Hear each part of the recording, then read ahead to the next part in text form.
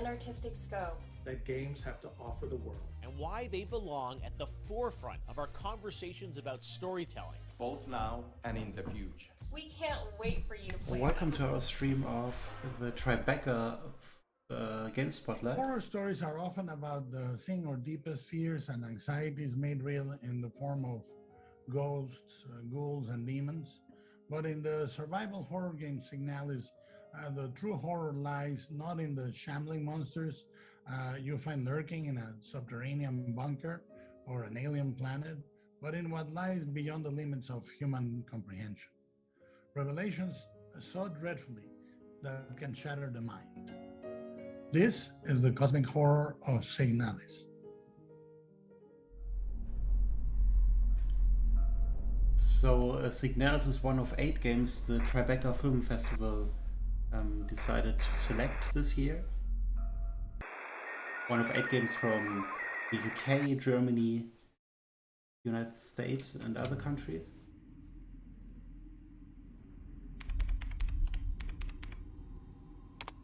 And these are mostly new trailers that haven't been shown before.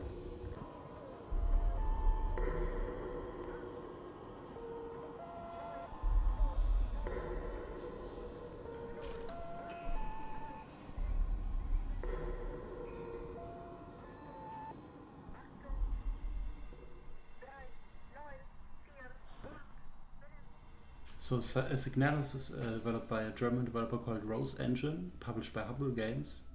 Stranded on a desolate world, a lone replica must explore the ruins of an abandoned reducation facility in search for answers, and a way to escape, solve puzzles, fight nightmarish creatures, and navigate through dystopian surreal world as Elster, a technician replica looking for a lost dream.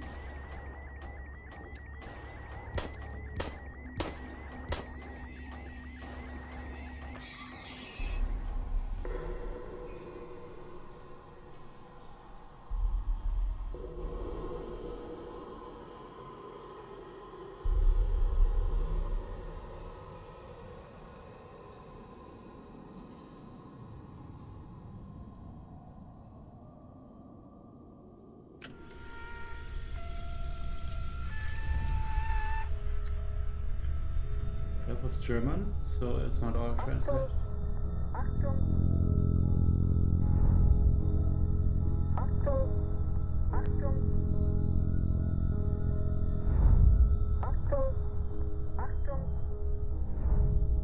Achtung means alert.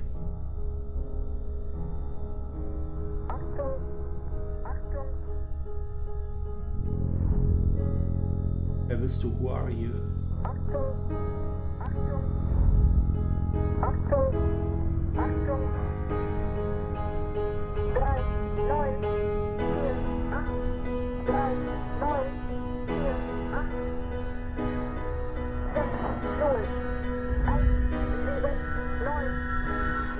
Also said, gib auf, give up. Stirb means die. So yeah, a surreal horror experience in a sci-fi setting. Bridge of Spirits is a rich, compelling tale of fantasy and adventure with themes of trauma and loss of forgiveness.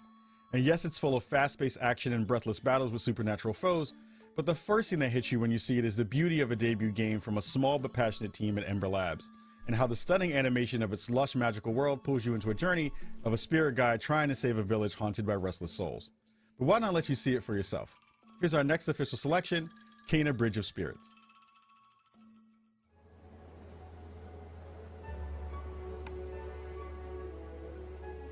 Look, Penny. Ground yourself. Feel the energy of the mountain. Draw on its power. It's a very interesting timing. Bridge of Spirits was unveiled on this day 1 year ago.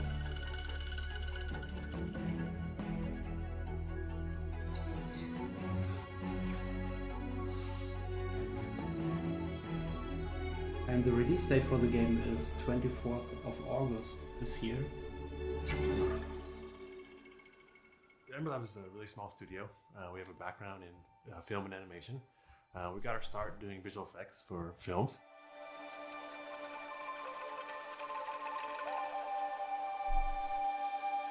And then from there we grew into doing a lot of animated work for commercials.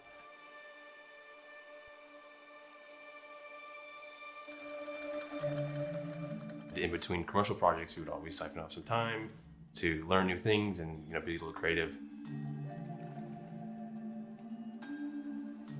And over time, we decided that wow, we have a real passion for games, and we wanted to throw our hat into the ring with our first project, Kana. Something tells me you did not come to our village looking for forest creatures. Hello, Spirit. I seek passage to the sacred mountain shrine. We've been playing games our whole lives together as brothers, and the action adventure games are sort of what we play together and we also enjoy. Yeah.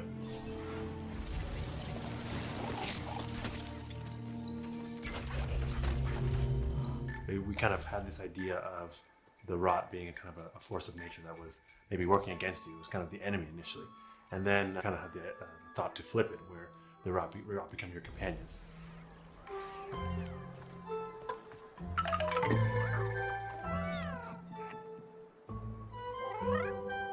on. Those little companions are the main reason I'm looking forward to this game. And that's when we kind of like found that we had something kind of unique. It opened up a lot of cool mechanics, especially with the puzzles in the game. Remind me of the little helpers you have in Nino Kuni 2.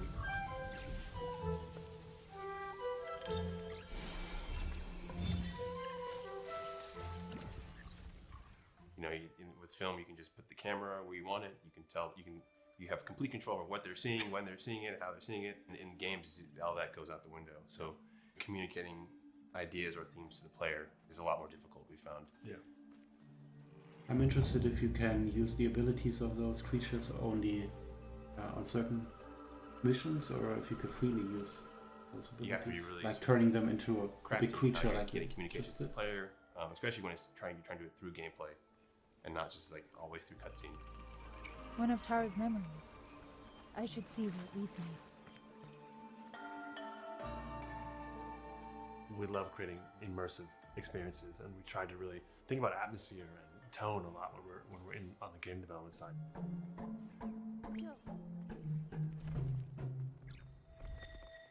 The storytelling and atmosphere is a big part of our traditional medium in terms of film aesthetics. So suppose the story gets told through the game world, like in Journey. Was a goal of ours from the beginning.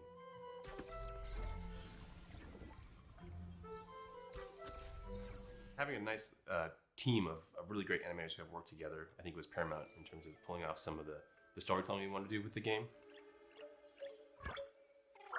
The cinematics look amazing.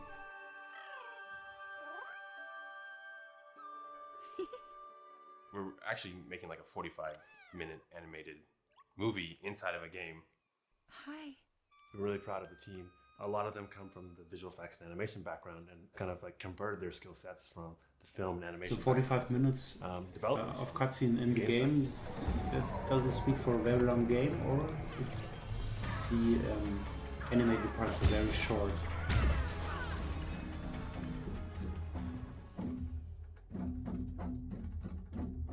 During the process of making the game, game, that's how the soundtrack is made. Introduced to a musical group called Sudamani, and we actually, Jason and myself went over to Bali to do recording for the soundtrack.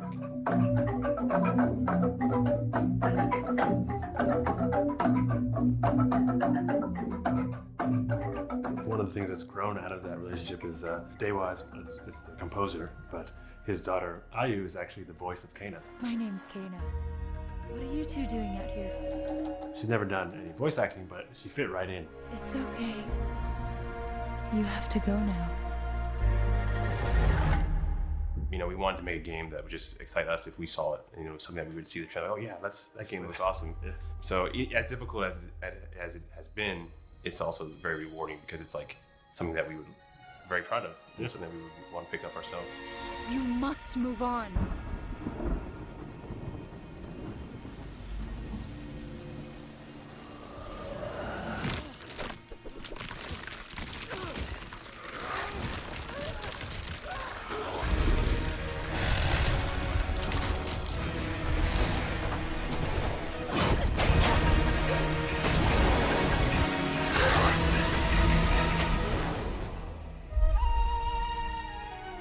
path of a spirit guide is a lonely one.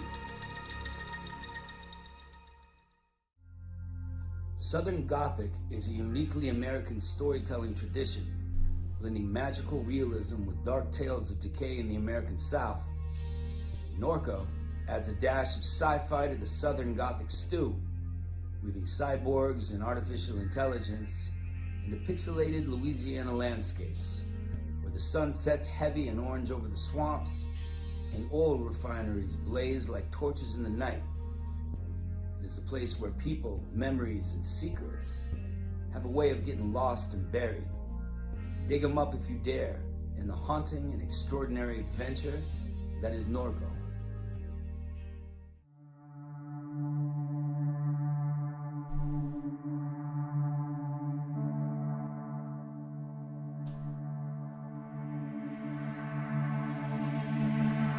So Norco is currently in development by Geography of Robots in the US, published by Raw Fury. It's a sci-fi Southern Gothic adventure. It immerses players in the sinking suburbs and industrial swamps of Louisiana. There's a handful of devs, artists, and musicians making output that is largely centered around the American South and the psychogeography of the American South.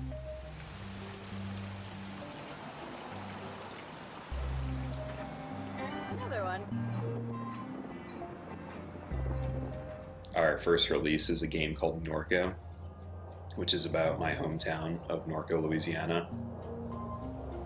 A small, very industrialized town about 25 miles upriver from New Orleans.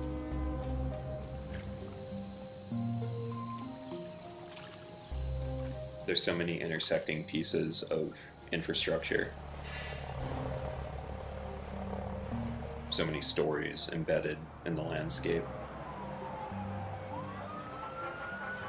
I've been fascinated with that region since I was a kid.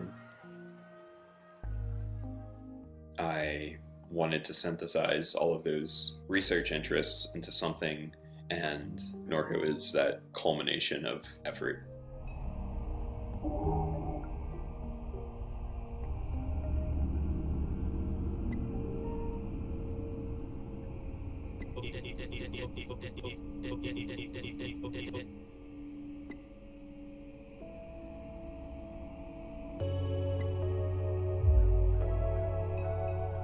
It draws from both reality and certain sci-fi tropes.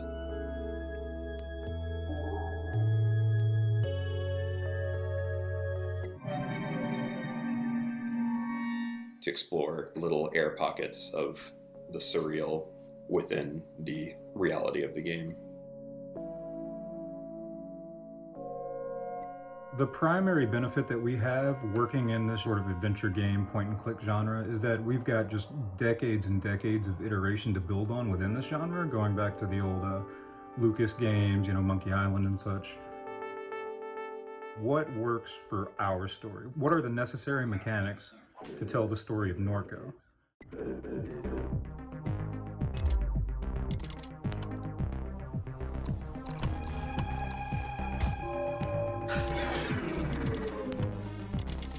Okay, there's real-time combat. Point-and-click adventure. I was interrogating a lot of events and experiences from the past. I was playing a lot of 2D pixel art games at the time. A lot of traumatic events had occurred both in my personal life and the life of the region that I was exploring, and I thought there was a kind of hauntological element to using pixel art to tell those stories. Ontologic. I don't have any artistic experience, and so doing a simple 2D pixel art game fit the best within my limited resources that I had.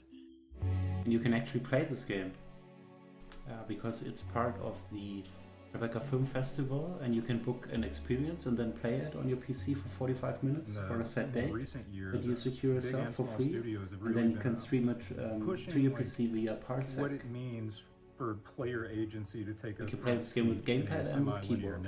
One of the few games you can play with mouse and keyboard.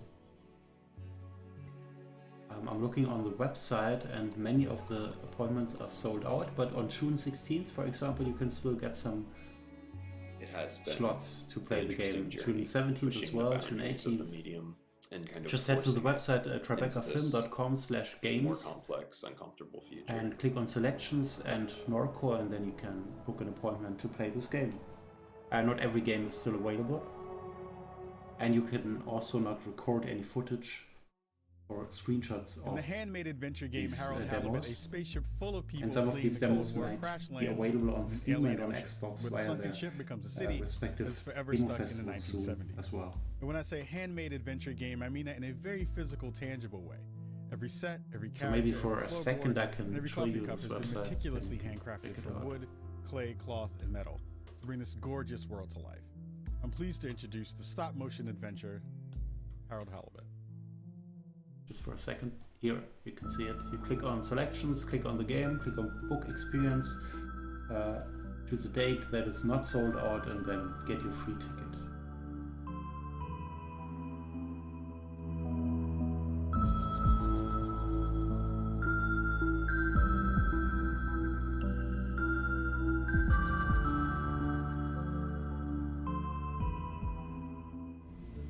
Hi, we are Slow Brothers, a tiny interdisciplinary game studio based in Cologne, Germany.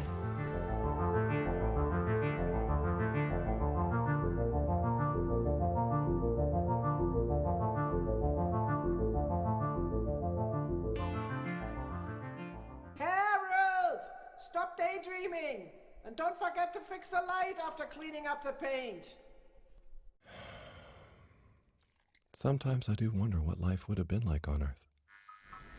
It's been about 10 years since we started game development. Some of us have a film background, and at that time we were kind of frustrated about the big budgets needed to produce a feature-length film, the dependencies to producers. Being also game lovers, we thought that making a game instead of a film to tell a story might be the more approachable endeavor. We quickly realized that the budgeting thing at least wasn't too different from feature-length films, but we were way too deep into the process already when we realized that.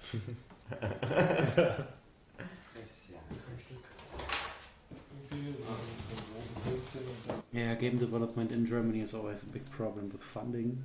Our of course, the goal has always German been to create computer video game recreation award of a creates some new stop-motion film, to create a opportunities. cinematic feel.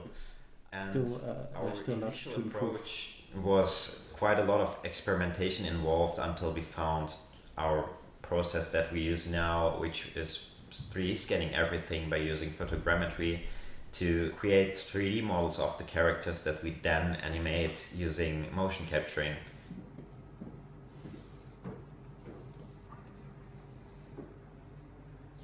Which gave us this fluidity and also all the options that we have in modern 3D games to light the scenes in a cinematic way and to use camera movement.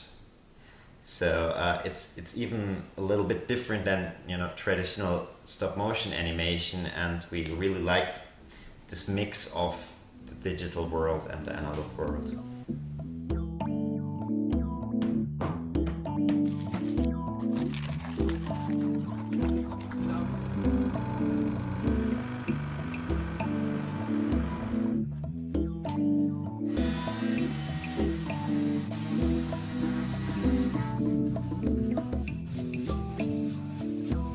Interesting. Yesterday we had a game called Atlantis that was shown on the Day of the Devs showcase, and now we have a similar game that is not quite stop motion, but ultimately we think that's it's why all the hand game painted. feels the way it does is because very of the cool. sum of its parts and that level of detail coming together as like a greater thing. We just put a lot of effort into giving the individual characters and Harold's social environment a lot of depths, and that ultimately makes for a rich experience. Now, if you're quite ready. Sure. Ready for what? I made a breakthrough discovery at the Arboretum last night. You remember the last batch of bloomy rocks? Oh, the really small ones from the last intake? The ones with the strange shapes and the little holes and... The blue ones, yes. Turns out their surface composition doesn't just give us clues about our immediate aquatic environs. I think they've picked up some influences from outer space as well. We create a relatable science fiction world instead of having a super distant sci-fi future where things are so different that it might as well be magic.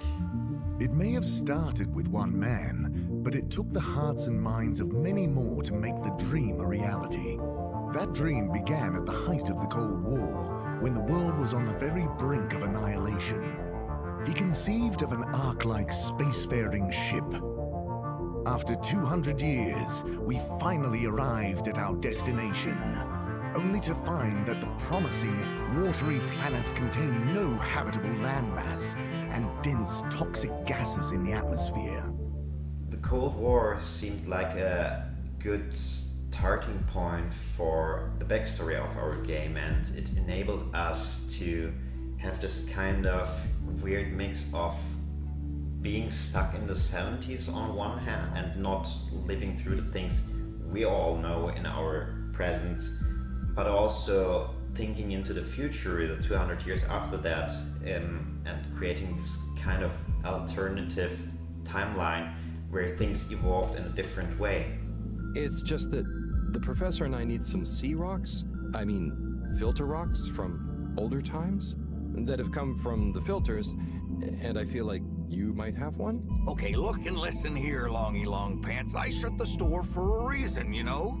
While we have this overarching storyline in our game with multiple story arcs, Harold is only one part of this bigger story, and we always kind of focus on Harold's personal interactions, relationships and friendships of Harold. Harold! Good timing. You can explain things to the Major, can't you? Harold, come here and explain things. So, Harry, how's life been treating you? Keeping fishy. What? Keeping busy. Okay. Harold. Is everything okay?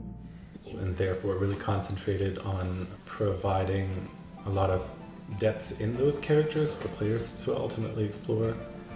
Harold, won't you stay? The jog team won't be the same without you. Yeah, venga, Harold. You can't leave now, I just got here. Jog team, jog team, jog team. Go jog team. Come on, Harold. Keep up. Deep breaths, Harold. You're doing great. Guys, have you got any tips? Just keep on moving, Harold. You never know when you'll have to slow down. So keep going while you can.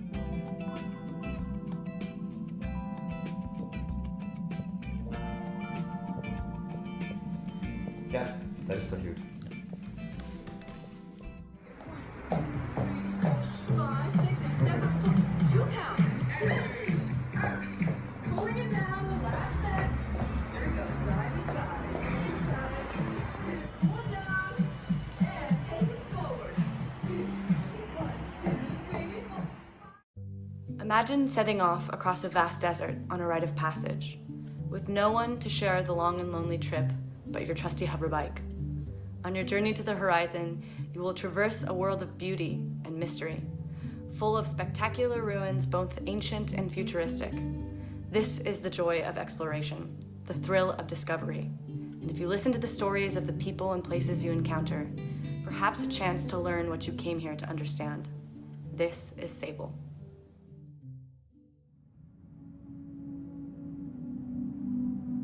Definitely check out the musical performance of Japanese Breakfast from the kickoff event live yesterday. You can find the link on XTgamer.net. And you can also play the game on Xbox via the demo festival next week, from Wednesday, I think.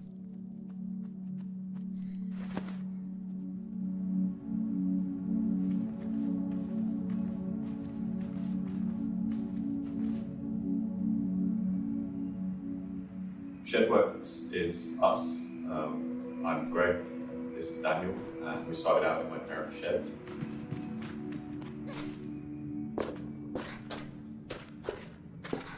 Sable is the main character. She's a young girl who's leaving her home for the first time.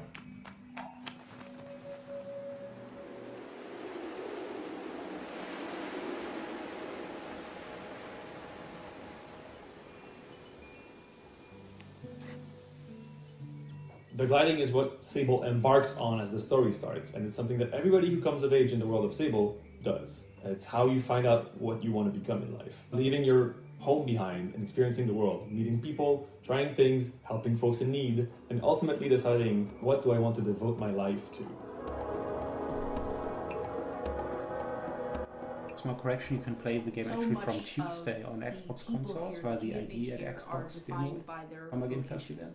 You know, For 6 the days desert actually. that they live in is inhospitable, and so they've kind of had to come together and had to form groups around resources. And so Sable kind of goes from place to place, meeting different societies and cultures built around completely different experiences of the same environment.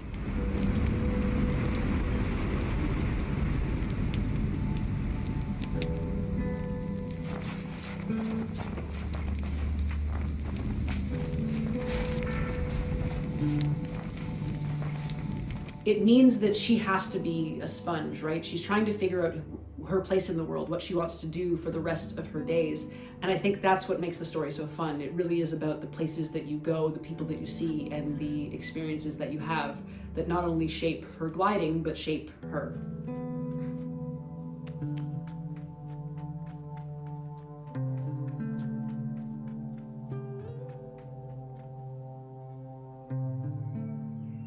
My dad and Daniel's dad went to architecture school together. You know, our lives have kind of crossed a bit in that period. Your mum taught me art at secondary school. By the time we were at sort of university age, that was when indie games had really kind of taken off as a creative sort of field. I started to think about if there was something that I could make myself.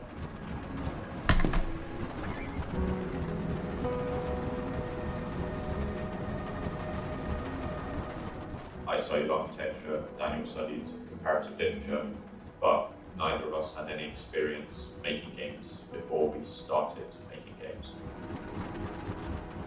We kind of went to the pub one time and had a chat about how because we had none of these industry direct connections to skills or experience, we thought we'd start our own internship, do our own internship in the shed.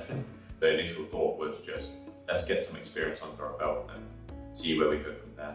Somehow, 6 years or so later, we're here now, still going. Still going. Yeah.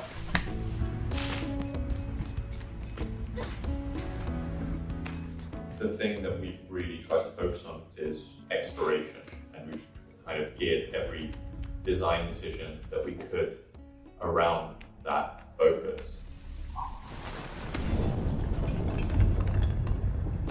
There's no real danger to the player in the game. It is quite relaxing in a way, but that doesn't make it less curious a world to explore, I think. I think the unique thing about it is how lonely it is, and the pace of the game is very laid back.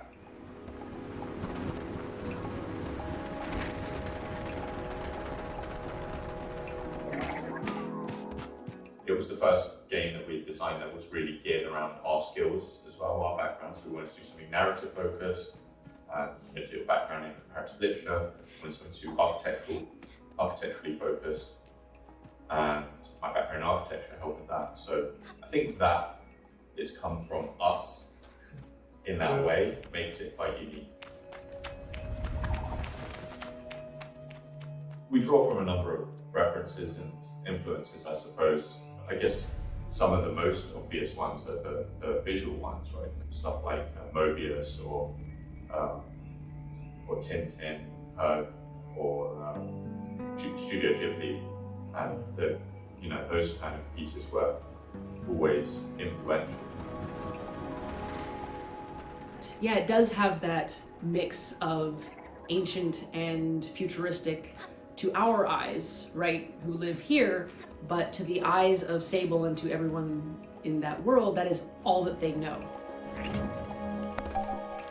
We brought Japanese breakfast onto the project really early on, like before we'd really started it, and so our music had kind of been there from the very beginning. So that's been the music itself has been a really big part of shaping where the direction of the game.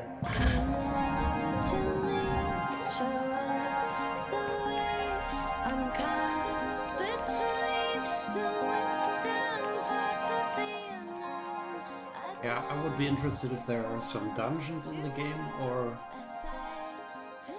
with puzzles to solve, or if it's just exploration and climbing.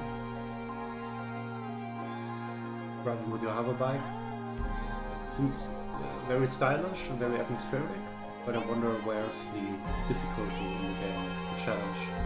Maybe there is none, maybe that's the point. The challenge is finding yourself within the game.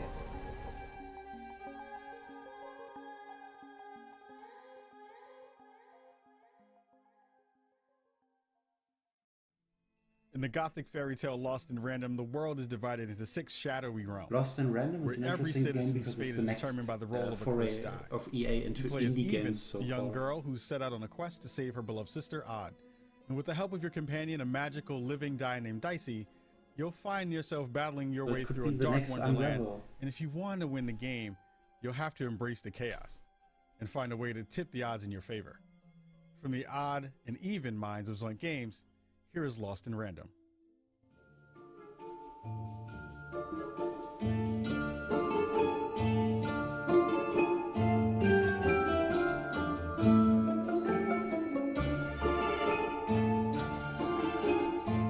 So Lost in Random is being developed here at Zoink Games in Gothenburg, Sweden. We're about 80 developers with a few different projects, but Lost in Random is definitely our biggest and most ambitious project ever. We're known for doing quite narrative-driven games. We really want to make games that speak to people and touch people and make people think. Lost in Random is a 3D action-adventure game set in the gorgeous gothic fairy tale world of Random. And it tells the tale of Even, a young girl who befriends Dicey, a living dice with incredible powers. Even goes on this journey to rescue her sister from the clutches of a mad queen who's obsessed with board games. And so the Queen decreed that any child who had turned the age of 12 would be given the grand honor of rolling her one true dice. It seems a little bit like Tim Burton style characters. For random is fair, random prevails, and random rules. Random rules. So the developers are actually the... Even, she's this naive young kid who's just, for the first time, going out into the world to Very find nice out who art she is. design. Wonder if It's it's really a a story co-op about game? the randomness of I life guess it's and conquering single player focused. You material. can't play the dice.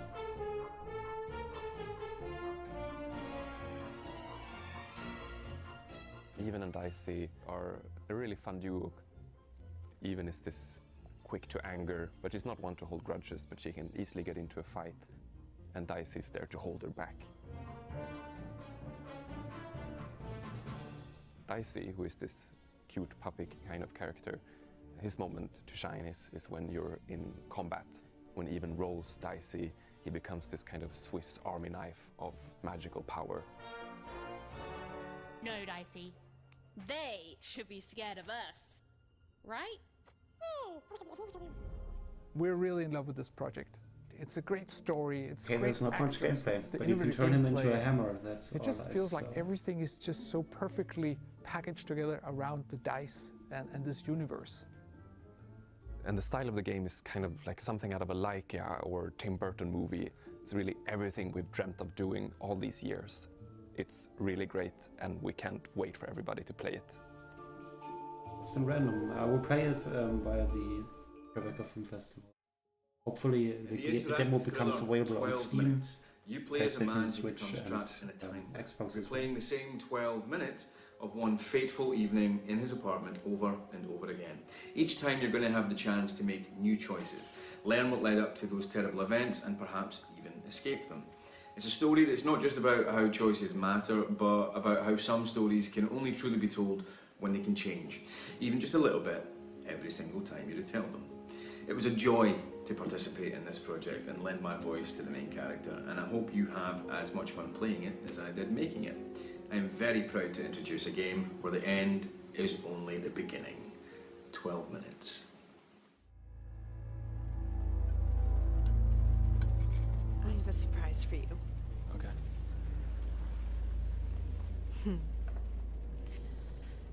You want to guess what it is? You already gave it to me. This has happened before. What are you talking about?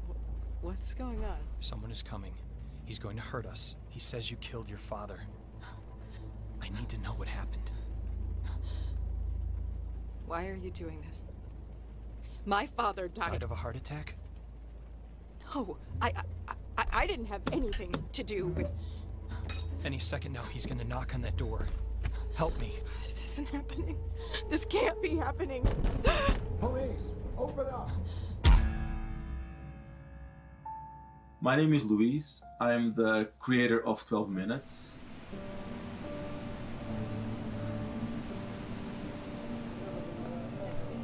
I grew up watching a lot of film. They always captivated me, and I tried to understand what were they doing. The pacing, the colors, the lighting, the composition, in order to create these emotions in me. What are the tools we have as game designers that allow us to do similar things? I think the biggest challenge is that usually when we think about narrative, we think about a linear progression. And in an interactive game, at least in 12 minutes, that information can come at any moment depending on what you've done. What's the occasion? I'll tell you over dessert. All right, I'm ready to get wowed by this dessert. Just give me 1 second. You know, I'm fascinated by the idea of if you knew what's going to happen, what would you do differently? 12 Minutes is an interactive thriller about a man trapped in a time loop. You come home from work, you're having an evening with your wife, then this cop shows up, he accuses your wife of murder. Hands behind your back, let's go. You try to stop him, you get beat up. Somebody help! Only to wake up back to the start of the evening. And then you have to use the knowledge of what you know it's going to happen to try to change the outcome and break the loop. Look, I know this sounds weird, but the day's repeating itself. What do you mean, repeating itself? I'm living the same chunk of time over and over again. Uh-huh. The reason the game sticks to a bird's eye view is because it allows you to very easily interact with the environment. Most video games, you have a third-person camera or a first-person camera, and I wanted to create something that is very accessible. So by doing a bird's eye view, you have like a floor plan. Bird's eye view is very extraordinary about this game, but the voice acting is very disconnected from the actual characters in the game. I noticed. Maybe it's not final. If someone is really stressed out, it doesn't feel you won't have any facial expression, so you have to feel the stress in the throat. Particularly because you don't see our faces in it. So I wonder if there will be multiple endings, whatever you're feeling, and how many, and how influential are your decisions in this time loop. Where you go in the game will, I think, depend on you as an individual. I just need some time to myself. Sadly, all of the demo slots are already taken. And if there's enough subtlety in the voice acting, in the movement, your brain will fill the rest. Because actors think in terms of motivations. You know, what's my motivation for this scene? And workshopping with them, figuring those things out, allows the characters to become alive and become meaningful in the way they behave. Look, I didn't mean to. This is never what I wanted. No, come on. I warned you. Look, you can't do this. It will be different things for different people. There are so many versions of the story that will either reveal something or show something, and you as the player are revealing how you deal with truth, how you deal with other people's truth. Working in interactive medium, you can make a story that becomes very personal to you, right? You're not passively looking at what's happening and processing. You're actually deciding. By allowing you to participate, to change it, to mold the way it's built, in a way it becomes part of you. It's like you're part of the creative process that is happening. And because the game doesn't really give you a direction, the decisions you make are based on who you are. I'll prove it. Yeah, great, let's see it. Wow me. That allows you to explore a side of yourself that maybe you wouldn't otherwise.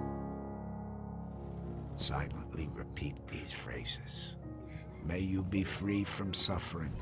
May you be free from fear. May you know peace and joy.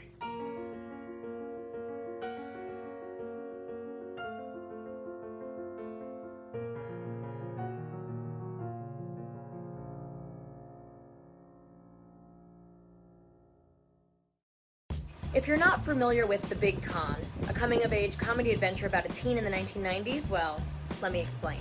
You play as Allie, a high school junior who learns that her mom is about to lose her video rental store to loan sharks unless they come up with over $90,000 ASAP.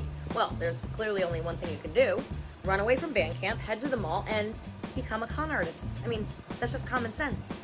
From the decade that gave us the World Wide Web and so much plaid, I give you The Big Con.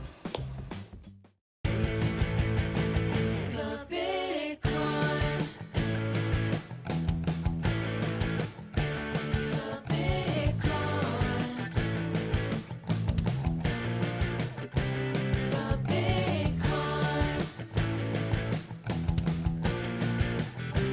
The Big Con.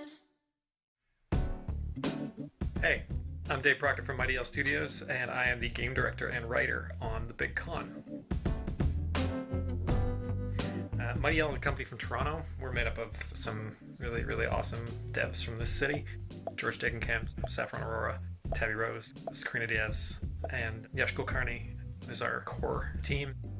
The Big Con is a adventure game where you hustle your way across 90s America as a teenage con artist. But it's all for a good cause. You are trying to save your mom's video store. So you learn to pickpocket, wear disguises, talk your way into and out of trouble. All for that good, not so good cause of making sure your family business stays afloat.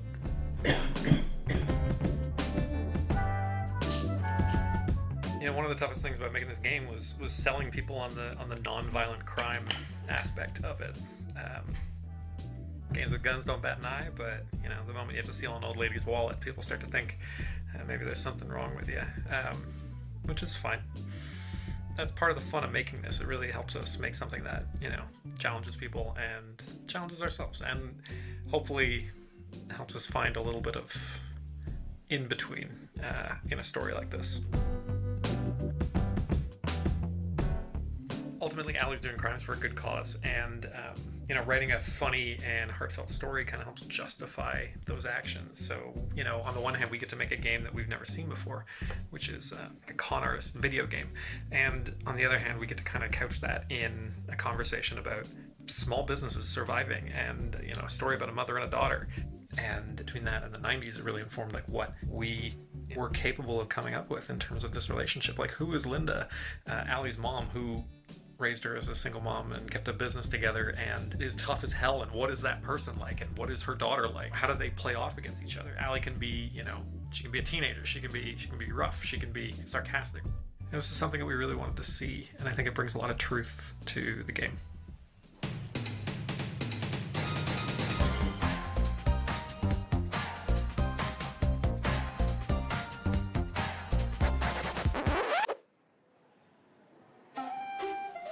If it makes us laugh, it goes in the game. That was our rule.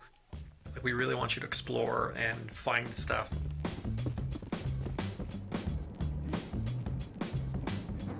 Random conversations with people that, you know, some people might see, some people might not. It makes us happy knowing that it's in there.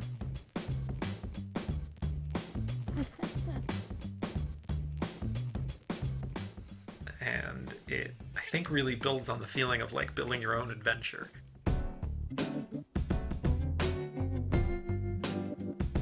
The 90s are just they're not as done in video games, so we wanted to do it. We wanted to get in there. The 90s are a time when you don't have cell phones, you don't have the internet, you don't have the ability to look this stuff up if you need to, and it makes it a little bit more believable that you can be a traveling con artist, which I think is part of the charm. And so, you know, with the 90s means that we also get to do this ripping, colorful palette that Saffron put together. I watched a lot of cartoons growing up. Hey Arnold, Doug, and The Simpsons. They sort of set the foundation for this cartoon 90s aesthetic. Bright, contrasting colors, exaggerated features, and like fun geometric patterns. So Allie is a very does what she wants character. She wears her cap backwards. That to me was always the signature look of the cool leader type character that you'd see in a lot of cartoons. You know, she has the ripped jeans, the baggy t-shirt, and she also wears her plaid shirt wrapped around her waist, which is, you know, a very, I think, 90s style. The references from Burblos to music or grunge or you know, what movies were popular, and like it just, we don't want to beat you over the head with nostalgia, but we want to bring you there. We want you to be on this journey with us. The Big Con is the 90s crime adventure you've been waiting for. What do you think, Rad Ghost? Okay. I just want to finish off by saying thank you so much for the opportunity to be a part of this. And to be, you know, in the presence of such incredible games, and really just incredible international talent. Means a lot to a pretty stoked team from Toronto. So we hope to see you there, and we may try to steal the award anyways.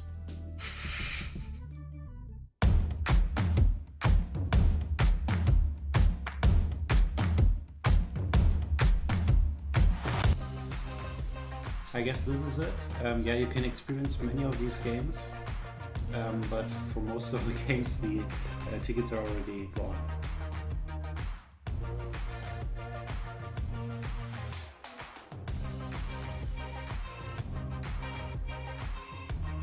So yeah, I like this showcase because it let the developer actually show the game, talk about the game ideas, the gameplay, the development cycle.